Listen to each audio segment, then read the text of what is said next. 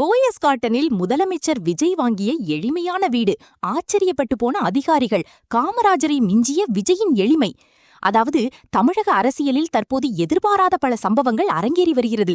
அதுவும் தமிழகத்தில் கடந்த 50 வருடங்களுக்கு மேலாக மாறி மாறி ஆண்டு வந்த அதிமுக, திமுக என இருபெரும் கட்சிகளை சாய்த்துவிட்டு முதல்வராக பதவியேற்று இருக்கிறார் விஜய்.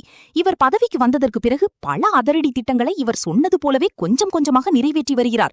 மேலும் இவரின் செயல்பாடுகள் அனைத்தும் அரசியலில் கண்டிப்பாக பாராட்டும்படியாகத்தான் இருக்கப் போகிறது. ஏனென்றால் இதுவரை நாம் பார்த்த அரசியல்வாதிகளில் பெரும்பாலான அரசியல்வாதிகள் பேசி பேசிதான் ஆண்டு வந்தனர்.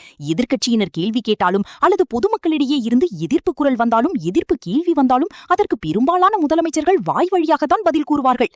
ஆனால் தற்போதைய முதலமைச்சர் விஜயை எடுத்துக்கொண்டால் எதிர்க்கட்சித் தலைவர் உதயநிதி ஸ்டாலின் உட்பட எதிர்த்தரப்பில் இருக்கும் பெரும்பாலான அரசியல்வாதிகள் என்னதான் கேள்வி மேல கேள்விகளாக கேட்டு துளைத்து எடுத்தாலும் அதற்கு அமைதியாக இருந்து கொண்டு தனது செயலின் மூலம் மட்டுமே பதிலடி கொடுத்து வருகிறார் முதலமைச்சர் விஜய்.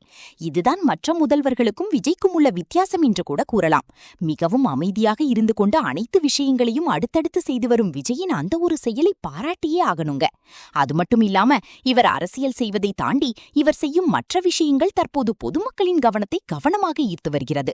ஏனென்றால் ஒரு சாதாரண ஊழியர் போல மதிய உணவை எடுத்துக்கொண்டு தலைமை சகலத்துக்கு வருகை தருகிறார் முதலமைச்சர் விஜய். அதேபோல சமீபத்தில் இவருடைய வீட்டை காலி செய்துவிட்டு போயஸ் கார்டனில் புதிய வீடு ஒன்று வாங்க இருப்பதாக தகவல்கள் வெளியானது. அதற்கு காரணம் இவர் இருக்கும் நீலாங்கரை இல்லத்திற்கும் தலைமை சகலத்திற்கும் இருக்கும் தூரம் என்பது மிக மிக அதிகமாம். ஆகவே அப்படி தினமும் போய் வரும்போது போக்குவரத்து நெரிசல் பொதுமக்களுக்கு ஏற்படுகிறது. இதை உணர்ந்து கொண்டு உடனடியாக பொதுமக்களை சிரமப்படுத்தக் கூடாது என்று தலைமை சகலத்துக்கு அருகில் இருக்கும் போயஸ் கார்டனில் வீடு ஒன்றையே வாங்கியிருக்கிறார் விஜய். அதுவும் இவர் வாங்கப்போகும் வீடு அத்தனை கோடி இத்தனை கோடி என்று ஒரு சிலர் கருத்துக்களை கூறி வந்தனர். ஆனால் உண்மையிலேயே போயஸ் கார்டனில் விஜய் வாங்கிய வீடு என்பது மிகவும் எளிமையான வீடு என்பதும் குறிப்பிடத்தக்கது. அதுவும் இவர் வாங்கியிருக்கும் அந்த ஒரு வீட்டின் விலை மிகவும் குறைவு என்றும் சொல்லப்படுகிறது.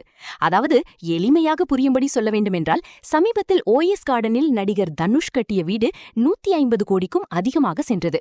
ஆகவே அவ்வளவு பணம் இருந்தால் இப்போது முதலமைச்சர் விஜய் வாங்கியிருக்கும் வீட்டைப் போல குறைந்தபட்சம் 30க்கும் மேற்பட்ட வீடுகளை வாங்கலாம் என்றும் தகவல்கள் வெளியாகியிருக்கிறது.